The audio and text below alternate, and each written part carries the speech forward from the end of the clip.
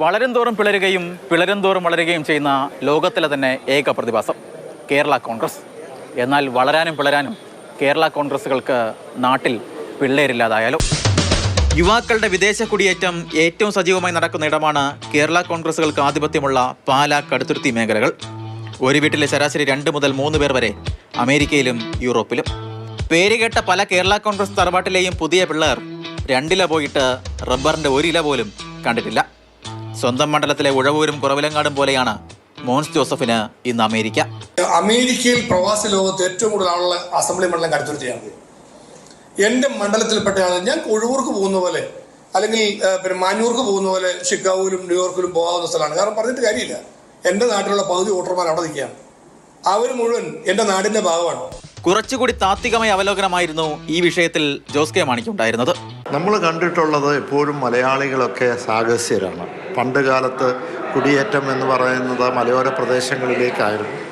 അത് കഴിഞ്ഞ് ഗൾഫ് രാജ്യങ്ങളിലേക്കായി, അത് കഴിഞ്ഞ് യൂറോപ്പിലേക്കായി. ഇപ്പോൾ അടുത്ത ഒരു സ്റ്റെപ്പിലേക്ക് പോകുന്നു. വിദ്യാർത്ഥികൾ ജോലിക്കും അതോടൊപ്പം തന്നെ പഠനത്തിനുമായിട്ട് പോകുന്നു എന്നുള്ളതാണ്. അപ്പോൾ തീർച്ചയായും ഇതുമായി ബന്ധപ്പെട്ട യുവാക്കൾ കുറയുന്നു എന്നുള്ളതുണ്ട്. ഇങ്ങനെ പോയാൽ വോട്ട് തേടി ജോസ് കെ മാണിയും മോൻസ് ജോസഫും മാണി സി കാപ്പനുമൊക്കെ അമേരിക്കയിലേക്ക് പോകുന്ന കാലം വിദൂരമല്ല. നമ്മുടെ സാരഥി Jose K Mani.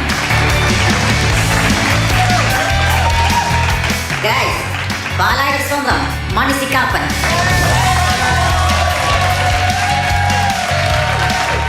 Hello guys, welcome Mons Joseph. നിങ്ങൾ ക്യാമ്പയിൻ വോട്ട് ചോദിച്ച് അവിടെ പോകേണ്ട ഒരു അവസ്ഥ വരുമോ?